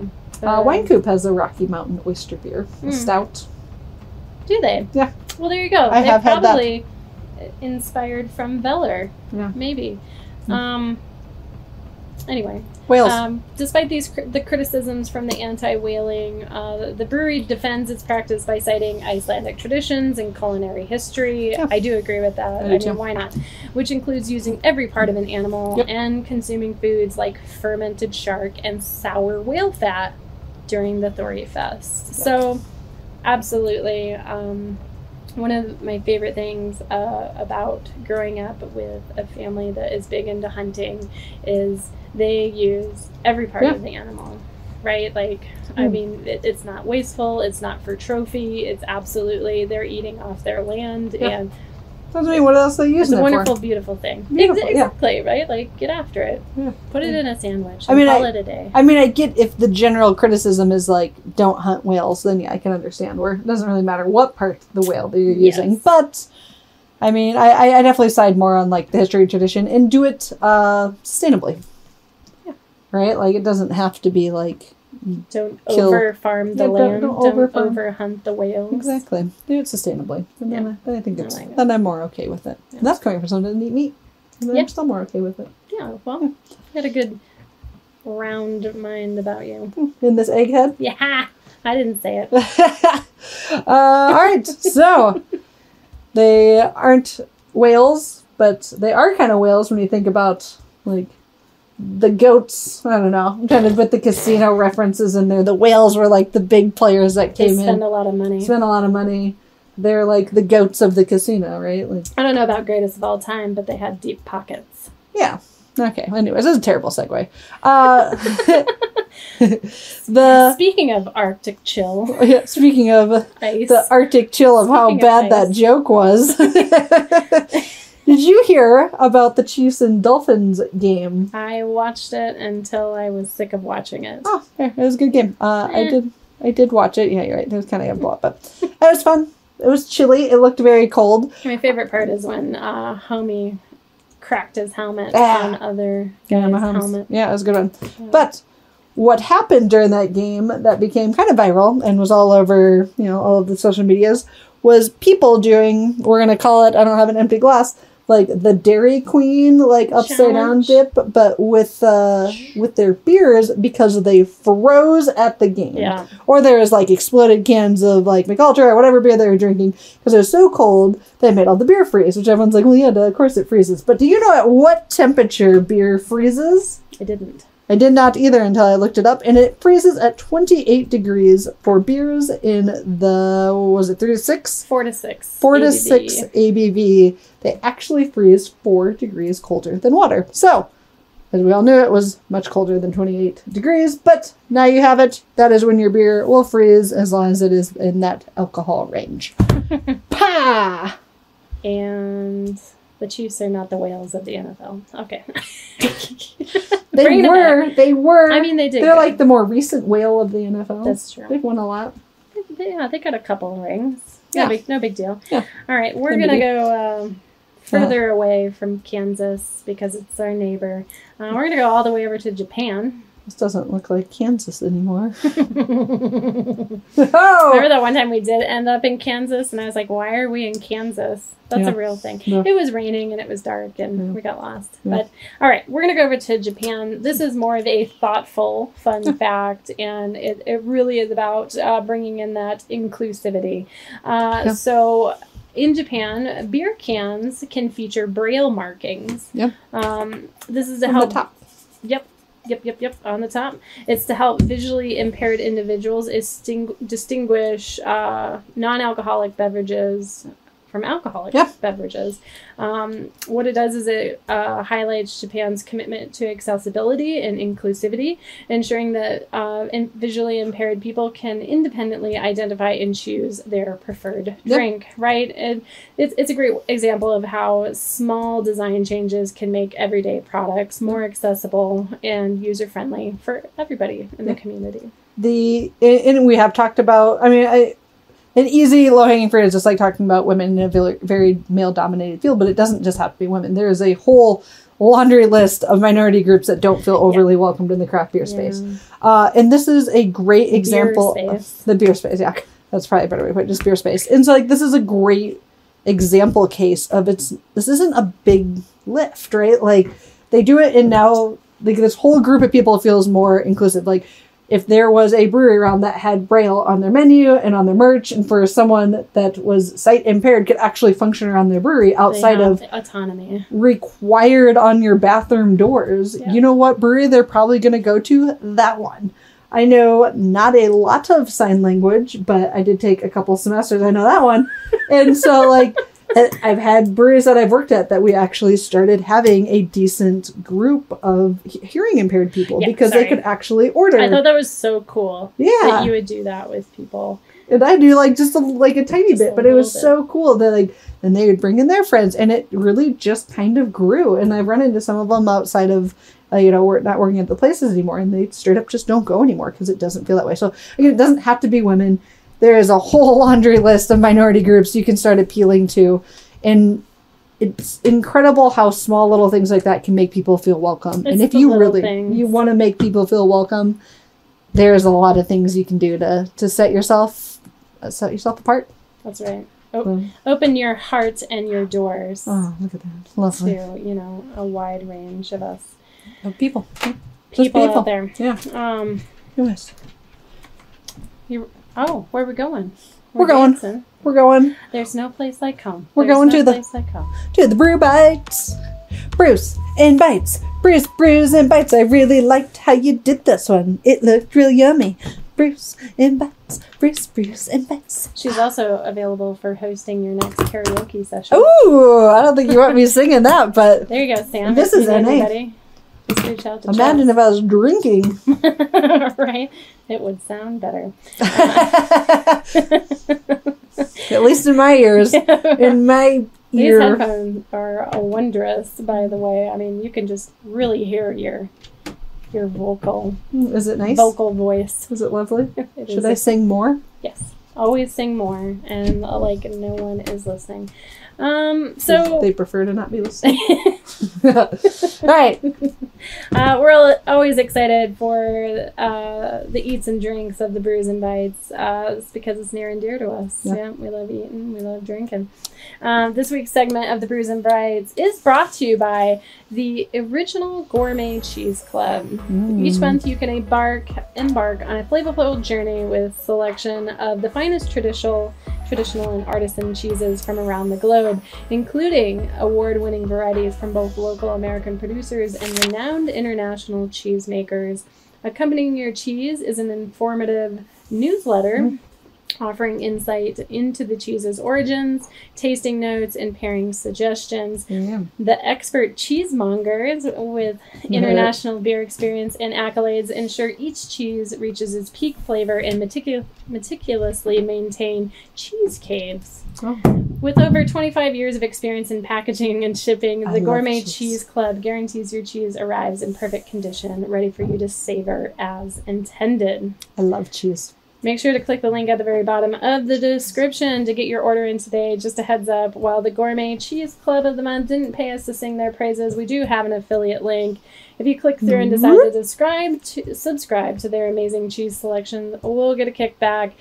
It's partnerships like these that help us keep bringing you top-notch content every week on the Bottle by Beer podcast. So if you love what you hear and you want to hear more, explore these incredible cheeses, and it's a win-win for everyone involved. Have a good time with it. I mean, that's the cool thing, is you can help support us, which we appreciate, but on the flip, you still get some awesome cheese, so like you're literally not losing. There's no lose in cheese. Oh, I love cheese so much. I was actually doing... unless you don't like cheese or you're lactose intolerant.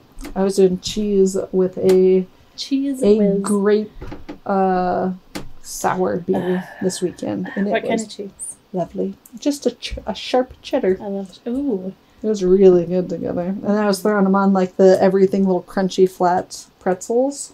Okay. Like the everything flavored? Yeah. Oh my gosh, that's like flavor overload. It was so good. That's grape and cheddar. And but that's where like the white grape sour was like... It was a white grape. Yeah, so it was just like cleaning the palate, but then like complementing the saltiness. Yeah, stone fruits and salt and cheddar. It's so good. Cheddar. I had to like refrain from eating the whole block and being a fat kid. You ate a whole wheel of cheese? Not even mad. I'm amazed. I'm amazed.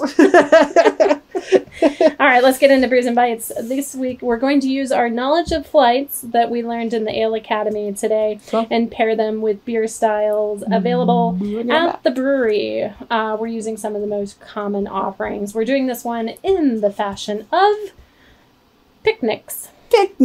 Because... Hey, boo-boo, how about another picnic when basket? It's freezing out... There's nothing picnic. else you'd rather do than go on a picnic. At your local brewery. Because all the food trucks canceled. Yeah, that's right. Usually you can rest a really good segue with it. You're welcome. Do a picnic because the food truck's canceled. As we learned at our flights, generally you want to start with sampling from light to dark, starting off with a light lager, pilsner. These beers are crisp and have subtle maltiness, pairing them, or a little crackery even, pairing them with fresh vegetable sticks and a light dipping sauce like ranch or tzatziki, or some bruschetta. Yum! Complements the beer's lightness and cheese whiz. You gotta always throw a cheese whiz in there. Mozzarella or mild cheddar is just perfect. The mildness of the cheese allows for the delicate malt and hop characteristics to really shine, and they're just so good together. Oh my god, you just really can't go wrong. Truly. I'm going to take over the wheat beer, or Hefeweizen, which often has a citrus and spice notes. Yum! So, keeping on that, we recommend like a lemon zest, flavored hummus, or even just a regular hummus is going to be great. Get your pita chips, maybe some fruit slices, and maybe even a creamy goat cheese or a Gouda. Yum. The snacks are meant to accentuate the beer's natural citrus flavors, while the light, crisp texture of the pita chips and the sweetness of the fruit slices complement the beer's light and often fruity character. Just like Yogi, he's a fruity character. And creamy goat cheese or Gouda is going to be then the balance of the beer's light, fruity acidity with their smooth and rich textures. that's just going to be a glorious experience for all. That's going to be lovely. Yum. I'm going to go upstairs and make some lunch. Yes. For IPAs, known for their hoppy bitterness, citrus, or piney notes, go for like spicy nuts or sharp cheddar. Not smoked whale nuts. Not Sorry. smoked walnuts. Or you could. Spicy. Yeah, up to you. Sorry. I was like, I feel like there's a joke here, and you nailed it. Teed you up on that one, and you swung. Well, when you throw smoked nuts in the mix. You threw the smoked nuts into the mix. All right, spiciness and bold flavors of these snacks stand up beautifully to the intensity of an IPA. Right. Blue cheese or a spicier pepper jack, even better, right? Those bigger, Oh, bold yeah. flavors kind of have to be able to offset against the power of an IPA, right? Absolutely, So- absolutely. That's a way to think about that. Stout or porter time. Ayo. Yum. These rich dark beers with chocolate, coffee, caramel notes pair wonderfully with dark chocolate squares, Chocolate and caramelized nuts, More nuts. or beef jerky. Huh. And for cheese, an aged cheddar or smoked Gouda complements that big, robust Boom. profile. Yeah. Don't forget my favorite, as we already discussed, sours. Yum! Get there on a goes as well. With their tart, sometimes salty flavors, pair these with pickled vegetables or tangy fruit and a tangy cheese like feta or brie. Or sharp cheddar is what Sure, I sure. heard. Yeah, that was also delicious. It mirrors the beer's acidity perfectly. The pickled veggies actually came up when visited Scratch Brewing, Sure.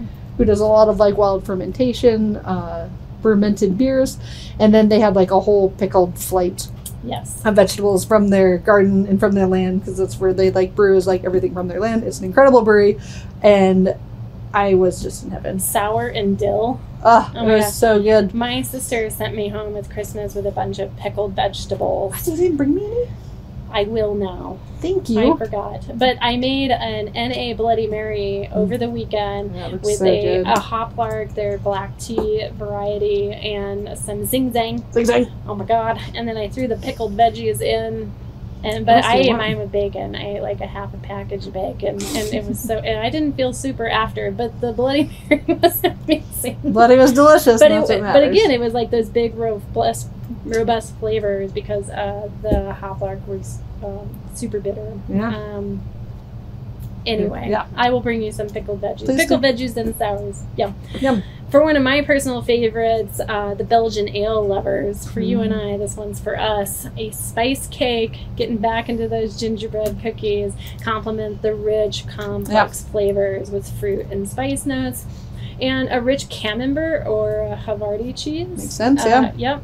Amazing because the complex, fruity and spicy flavors of the Should ale shine. complement the creamy, deep flavors Yeah, of the they cheese. should allow that to shine really nicely. Let it shine. Let it shine. Didn't pack a picnic, or you're missing some snacks on your flight? Oh man. Now you're relying on brewery offerings, so hesitate to ask for recommendations. Breweries often have snacks or meals designed to complement their beers. From And- light snacks for lagers to hearty snacks and spice snacks for the Belgianaires, ales. There's something for every beer style. Fingers crossed. Hopefully they at least kind of thought about that. Yeah, I was watching the Spy Brewery up in Fort Collins, their post over this weekend in the cold Arctic. They're basically like, hey, that's where the food truck canceled came Oh, from. They're funny. like, food truck canceled, but we still got some cheese plates left. And I was Nice. like, oh my god, I love this. So that's where like this Yeah. whole picnic idea came from. Yeah. And again, if maybe you only had so many snacks or they only have so many snacks, maybe you can fill in the gaps. So when you're ordering these flights, you can get the whole gambit of flavors, right? So And I recommend something that's not just like snacky snacks, right? Like if you want people to hang out longer and you want them to have like 2-3 beers and you only have like some Lay's potato chips, it's not going to tidy people over long, No. right? Like, yeah, get some heartier chips, get some nuts, get some cheeses, get some jerky. jerky, like get stuff that you can like get your staff educated and tell them how it pairs with the different beers. And that also is like an easy upsell, right? Like Oh my someone buys this and you're like, hey, actually we just got this new like little snack in that goes really good with that. Like boom. Or like you could have light ones. We had the Simcoe with the goldfish and they were phenomenal Holy together. crap, that was so good. So like it doesn't have to necessarily be fancy, but like also note like if regularly you don't have food trucks there, you need to have something a bit heartier than just like some little simple potato chips. For Or people sure. just can't hang long. They get hungry. Also, like, hey, man, this is 2024. There's DoorDash and Grubhub. Yeah. Or, you know what? Work out some Domino's still deals. delivers. Work out some deals with some of the closer Local restaurants in business Grubhub. collaborations. We brought that up earlier. Why not? Yeah, like Right? how many places I've seen that have a restaurant that's like walkable or really close, and those are the menus that they put out. Brilliant. Why not? Because it gets done quick. But you gotta have that partnership. Go out and talk to those other restaurants nearby Gotta and be make like, hey, friends. make some friends. Gotta make friends. Yeah. As far as the pairing goes, remember, in every pairing, the goal is to either complement or contrast the flavors of the dish with the hop profile. Yeah. Ta-da, ta-da. Thanks Ta-da. for tuning in to the Brews and Bites segment this week. We've also included a link to our holiday beer lover gift basket idea that can easily be turned into a picnic, right? This video was meant to shed further light on what snacks to pair with your favorite flight of beers. Yeah. And for you cheese lovers out there, remember the Gourmet Cheese of the Month Club link is in the description. Yeah, just refer back to this video. Go get your cheese order in, maybe get the beer one. At the very least, like your cheese order comes in, you know what you got. Refer back to this video and go grab a couple from your local liquor store or your local brewery, whatever is like closer or wherever you want to go, and start experimenting with that. It's a lot of fun. So much fun. So much fun. So Thanks. much to talk about. Go eat some cheese for lunch and drink it with a beer. All right. We are adding a new segment. Usually we end with the Brews and Bites, but this week we're adding a new segment that we're pretty excited about. And it's going to be a theme. We're going to keep going on with this, and it is the top 10s list with the Body by Beer Ladies of Awesomeness, aka us. They'll range from all of our segments. We're going to try to like sync them back in somewhere that makes sense with either like a segment we talked about earlier or the final one, or just summarize up our entire Sipisode like we did today. Maybe it's just trending. Maybe it's just trending. Could be random. Yeah, Watch out but for that. top 10s, here we go. Funny how the answer is always in the question. Blah, blah, blah. What does that mean? Well, based on the above, we're going to start our top 10 with an inaugurated. Inaugurate. We're gonna. Why would you give me that? I can't say that word even without reading it. Anyways, but the top 10 innovative and diverse strategies for breweries to thrive year round. Number 10. Inclusive and diverse marketing. Marketing strategies that appeal to a diverse customer base. They reflect the changing demographics of the beer enthusiast. A great piece of information, or a great simple thing to keep in mind, is people like to go to places where they see people that are like them. Oh, see, know, hear, all of the senses, right? Like, it's you're gonna feel more included when there's people like you around. There you go. Number 9, digital engagement and online sales. Breweries can use digital platforms for marketing, customer engagement, and direct consumer sales. Yeah, talking about the merch. Merch is easy to ship. Just because you can't sell your beer doesn't mean you can't ship your merch. You could even do an online exclusive. You could do pre-orders. Team up with an artist. There you go. Or team up with something that's going on, like a Women's History Month going on, or like women's Merch. March, or the Women's National Women's Month, and like make an exclusive design that are selling only online and push it out that way. There you Great go. ways to keep it a little bit more unique, and you don't have to buy a bunch of merch. You get the pre-orders in, you send it out. People get to be part of it. We talked about doing like the beers, doing different surveys for people. Great easy ways to keep your community engaged and talking about what you're talking about. Collaborations and partnerships. Collaborating with other breweries, local businesses for special brews or events, fostering a sense of community and innovation. So, don't forget your neighbors next door. Yeah. Team up. Team up. Get maybe a little menu that's special for your brewery, so that way when your people do order and maybe they run the food over or your customers go get it, it's like simple, quick, easy to go stuff. So it's Give not them a bogging down the restaurant so much. Like have it be a limited menu, but it pairs with your beers. Oh my god. Oh Brilliant. my god. What a Brilliant. thought. Number 7, branded merchandise and apparel.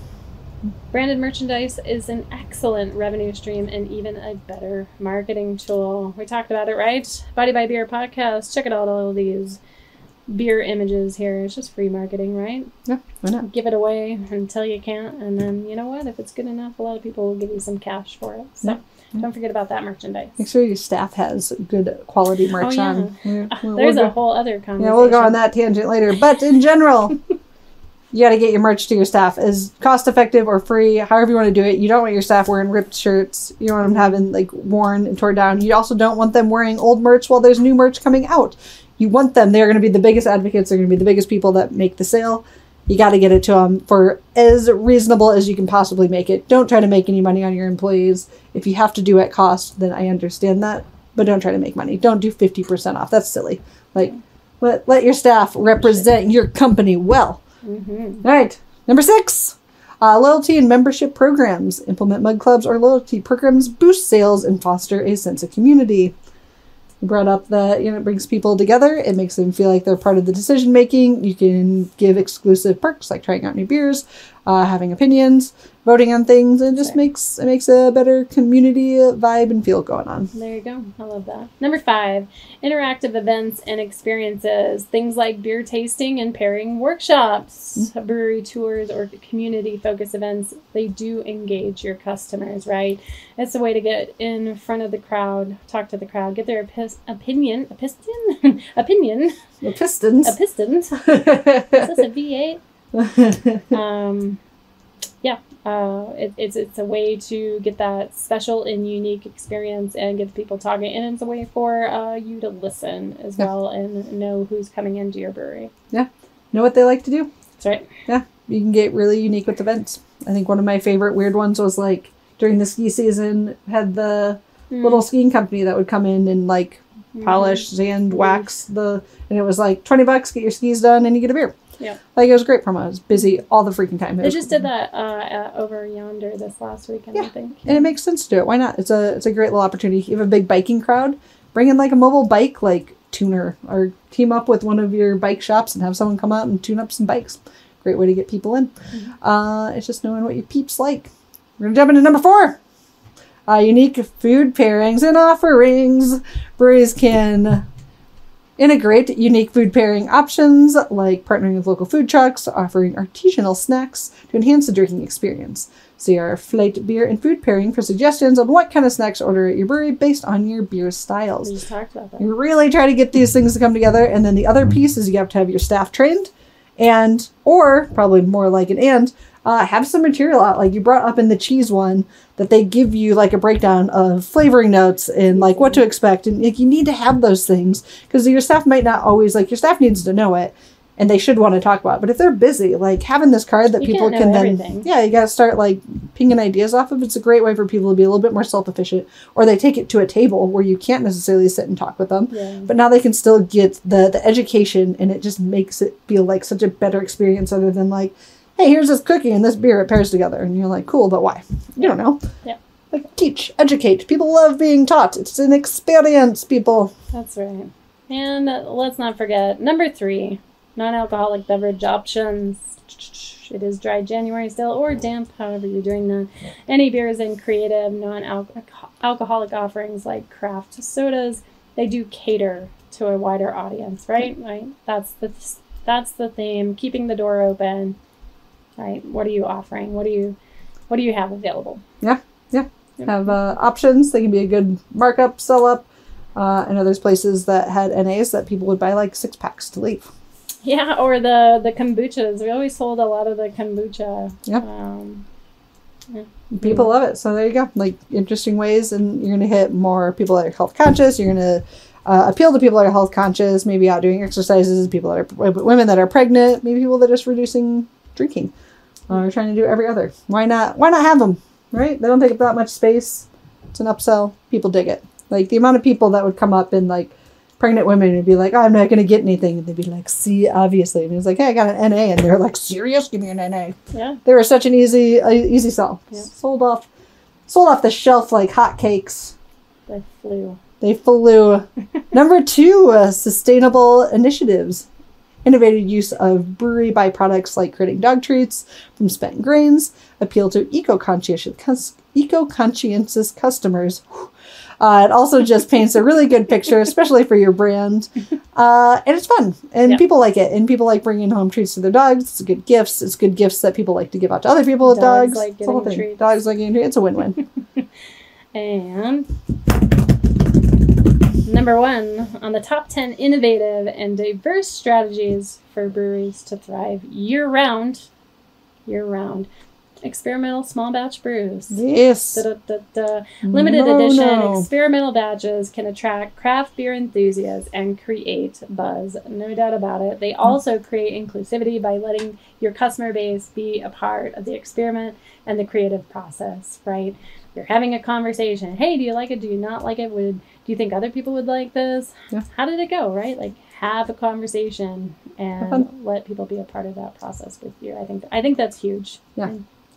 And like being a lot of like breweries like are started on the passion of beer, it really should hit up something really natural for most breweries to be able to do.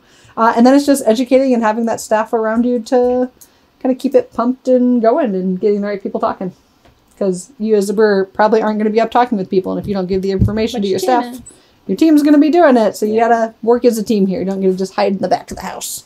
And you can, but you got to share it with somebody. Sure. Slack it at least. Yeah, there you go. Shoot a message. Love Slack. Boom! All right. We're going to wrap up this week's Sipisode, number 11, Body by Beer podcast. Thank you for joining us, supporting us this week, either through some of those affiliate links, watching, liking, sharing, all the fun stuff. That's right. We hope you enjoyed this episode. I really like this one. I think we got a lot of pieces flowing, working together.